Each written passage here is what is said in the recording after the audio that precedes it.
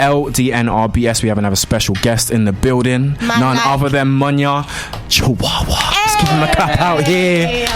You enjoyed saying that. I did. I've been waiting all week to say that, man. Honestly, the surname, I like the surname first and foremost. Can I just say, I'm cracking up already and we haven't even started the interview. This is tricky because we didn't know if he was in character or not. You expect me to be funny. That's where you're wrong. Interesting. You know what I mean? Well, no, maybe. Yeah. You know, maybe. It depends on how good our chemistry is. I was literally like, is this a character or is this you? I can't tell. It's just. Do you know what's so strange? I actually prefer to be a character. I prefer being a character to be myself. Okay. So it's kind of weird because when I meet people, I'm obviously not going to sort of impose that on them straight away. Yeah. But sometimes they expect me to be in character. So if I could, I would. Do you know what I mean? Like, I'd love to sort of just walk around London dressed in a flat cap with like a pheasant hanging out my back pocket as Unknown P.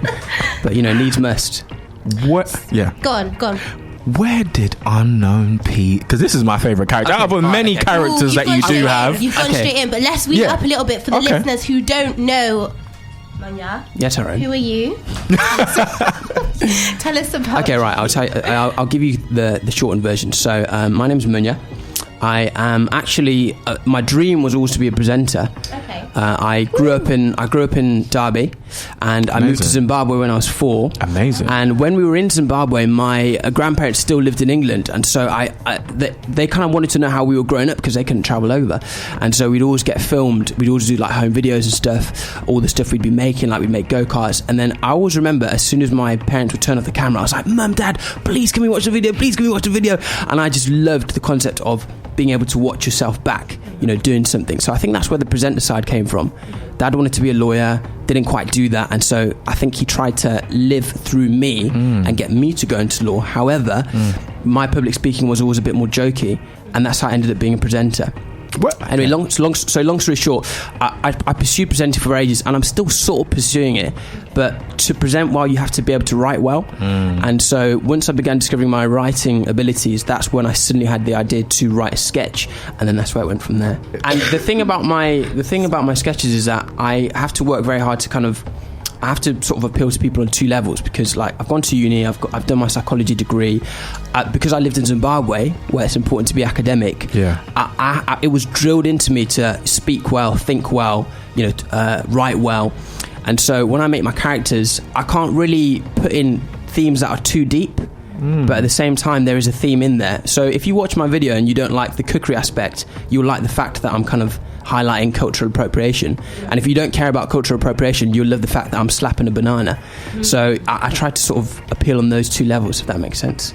And what was it like going to school in Zimbabwe? Zimbabwe has such a special place in my heart, and when people ask me where I'm from, I always say Zimbabwe just because I feel more connected to there. And the thing that taught me is kind of you just got to have dignity. Like in Zimbabwe, when you see someone's parents walking around the school, we wore hats because it's so hot all the time. You'd have to raise your hat and greet that parent. Wow. And if you didn't, you're getting the cane. Do you know what I mean? I know in England you get sent on the naughty step, but in Zimbabwe you get a cold hard bamboo to the backside, you know.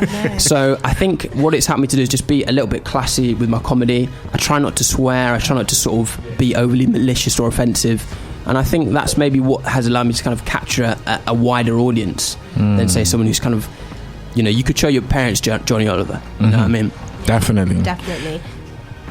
Where did you expect when the first time you put out one of these sketches it went everywhere? Like it seemed like everyone was resharing it.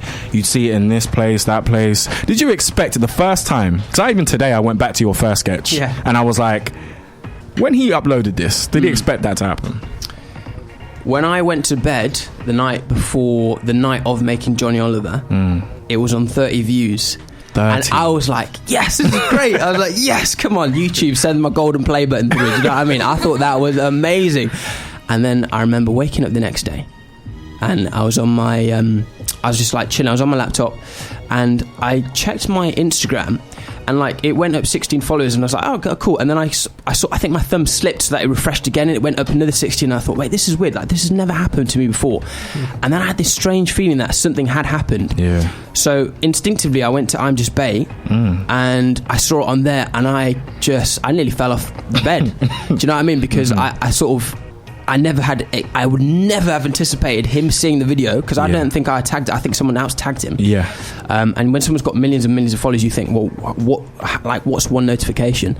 And then, man, that was crazy. It's such a crazy sensation, because it's almost like it kind of gives you clarification that people, even though 30 people had seen it the night before, all it needed was a bigger platform for more people to enjoy it. It's not that it wasn't a good video. Yeah. And, maybe I was half tempted to take the video down, because I thought 30 people have watched it, like it's no good. Yeah. Do you know what I mean? Where do you get the inspiration for your sketches? Because obviously, I get the Johnny Oliver one. That's clear. But Shout out to Johnny. For example, Unknown P, or like the other ones that you've done. It's between two old school journalists. I think they were sort of journalists / comedians. One's called John Oliver, incidentally, and one's called Andy Zoltzman. And they used to do like a satirical podcast for a newspaper, and they got so cheeky with it that the newspaper actually sacked them. And so they carried on doing the podcast on SoundCloud. And they are just so good at taking a story, even if it could be the most serious thing you've ever heard, and making it absolutely hysterical. So I tried to do a new show, actually. I'd do like 60-second, 6 to 6 stories of stuff that had happened. And I think because the scripting was too kind of, maybe it was too political, maybe the language I was using, it wasn't very accessible, it wouldn't get retweeted, it wouldn't get liked. And so I thought, well, what if I could continue to tell those stories but through a character? And that's why I said earlier, so Johnny Oliver is about cultural appropriation, DJ Moochie is about kind of the overstated DJ character that we've come to know and love. Yeah. And then you've got Theresa May's dance tutor, which is basically another popping one, evil personified. And then you've got Unknown P, who kind of represents the fact that when a new type of music comes out in the UK, especially a music of our origin, grime, drill, we always, often what you'll see is it doesn't get accepted, and then when they're forced to accept it, they start to act as if they were on it from the beginning. Do you know how just before you say that, do you know how interesting to think that's your perspective? Do you know how interesting that is? Yeah, go on. I was going to say, what sort of feedback do you get from any of the artists? Like, you done a skit with Heady One, and it's sort of like that would burn me still. If that was me, that would burn me. You've taken one of my questions, but that was literally, I was going to, that would burn me. So, like, have you got feedback from Heady or any of these people? Has Heady seen the video is what he's trying to say? He's seen the video, he's retweeted the video. And, quite frankly, good humour. For saying I'm sort of 7 foot tall and absolutely ripped, I think he'd be a fool to approach me. I'm joking. I think it is. If I saw Heady, I think... if I saw Heady, If I saw Heady, I think he'd do the stare that he does at the beginning of the video. Yeah. But then we both crack up, because, like I said, there's a difference between doing something that's kind of malicious and then something that sort of captivates what lots of people are talking about. Because if he was going to be angry at me, it's almost like you should be angry at everyone retweeting the beginning of 1800, making funny captions. I always try and sort of do stuff with people who I believe probably have a good sense of humour, and if it came down to a face-to-face, I think the worst you could say is, hey, I don't like you because you put my video under a Pritt Stick advert. Do you know what I mean? And that's very unlikely to happen. So always in good taste. Do you ever get reservations, like if you're gonna not with any malice or anything, but kind of use an artist as an inspiration for a new sketch? Do you ever feel a bit kind of anxious, really, about like whether I should do how they take it? Could this, how they're going to take it? Is this so beef? Like, I think I'm quite a sensitive person. I think I'm sort of I always try and think of what would happen if we were in a room together. Right. And so with Jamie Oliver, realistically, that he could have found that quite hurtful. But I think what I actually was saying is, look, Jamie, you made a mistake. I'm sure that you're not like a seething racist. Maybe you just messed up. I would never have an idea that would be offensive to an artist in the first place. Do you know what I mean? Because I never want to offend. I only want to kind of satirize. I have to ask this question because I am a fan of comedians. I grew up on a lot of comedians. Now, in the UK, I wanted to ask a question because you, in my opinion, you're very talented, naturally. In the future, where do you feel like you're going to take your art? So I think what I really need to focus on this year, sorry, we just touched knees. What we really need to focus on this year is I have to extend. I want to extend stuff beyond a minute. I would love to make something long form. Realistically, the short answer to that question is we've had some real comedy icons in England, in the 100%. UK. We've had Ali G, You've had Dapper, you've had like Mo the comedian's doing great stuff. Definitely. RS, and I wish that he would have continued. Same. Or I wish he brings it back. Because he's doing a lot still. Come back. Oh, he's doing fantastic stuff. Like Enterprise is great, but almost we all miss RS for sure. There are a million things that he could he could have and could still do. True indeed. And I hope he does. But yeah, you know how you can sort of go onto Twitter, you can go on Instagram, you can go on Facebook, you can see a website referencing memes that have been made from somebody's comedy and stuff. Not necessarily, I don't want to make memes, but I love the thought of making something so quotable or so kind of spreadable that you could just see it. You could go from your living room to halfway across the world. And I think that's what I'm aiming to do. I want to write smart. I want people to kind of remember what I've written. I'm not so bothered about people being like, yeah, but do you know Munya Chawawa?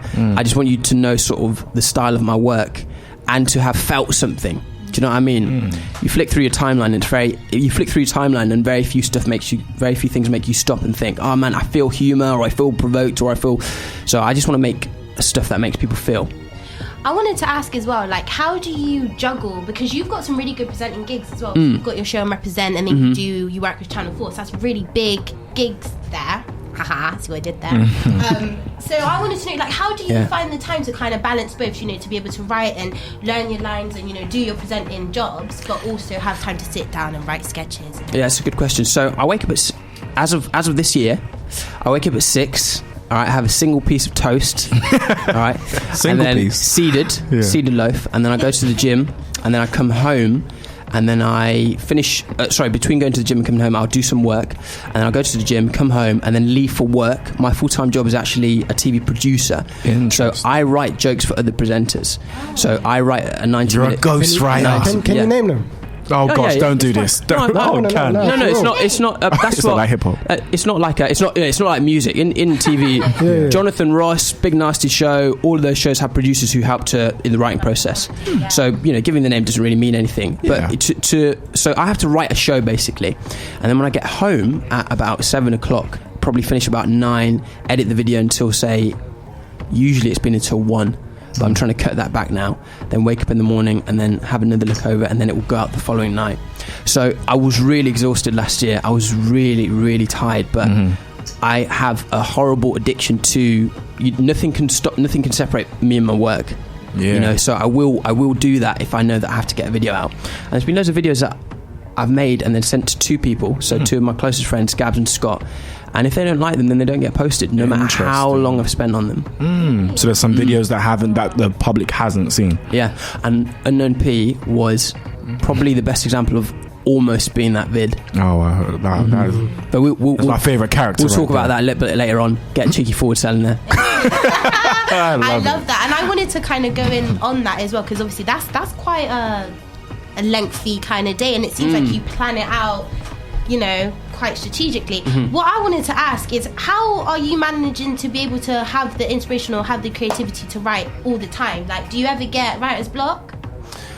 Do I get writer's block? I think sometimes the way I kind of create videos is I see something that everyone's talking about, and then all I need is a jump off point from that. So I'll give you an example. There's a video that I posted probably 10 minutes ago, and it's dry. So dry January, right? We associate it with drink. Daneo, who's someone that I've worked with on sketch, he tweeted earlier this week, "Oh, why are my lips doing dry January?" So I thought, all right, cool. How can I turn that into something? I was like, all right, cool. Let me create the Dry Lips Association, a place where you and other people suffering from dry lips can discuss your crustiness together. You get a free tin of Vaseline upon joining. Strawberry flavour, coconut flavour, Greg's sausage roll flavour, and we've even got access to an exclusive Dry Lips dating app, Grindr. So that is a really bizarre jump-off point from Dry January, but in my mind, like, fireworks are going off, and I'm thinking to myself, oh my god, I gotta make a video. There's another topic that a few people are talking about now as well. It's a documentary. I don't really want to mention the guy's name, but first letter is R. Are you going to do a skit about this guy? RS. R. Kelly. Oh, yeah. Just Oh, say his right, name, okay, yeah, man. right. Disgrace, we name and shame here. R. Kelly, Robert, as we call him. Yeah, we don't call him R. Kelly anymore. We call him Robert. This is something that's being spoke about all over the place. I thought, is it something that's coming up? Or is that too touchy? For me, I think remember what I said about kind of like the ethos of my comedy. You know, I can't lie and say that I am a comedian, because I've just said to you that my full-time job is as a producer and as a presenter. There are some things that I feel like we can laugh about, and then there are some things which we probably can laugh about, but I don't feel maybe skilled enough to do it.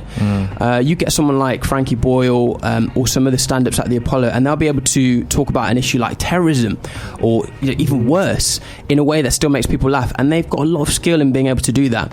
If I don't trust myself with the skills to do that, then I'm not going to, because I've got so much other good work that I want to maintain. And so sometimes you have to ask yourself, okay, well, look, am I putting myself in that position if I take a gamble on being funny? You know, because this week I could have made a video about R. Kelly, I could have made one about dry lips, and for me, I know that I'm way more experienced in dry lips.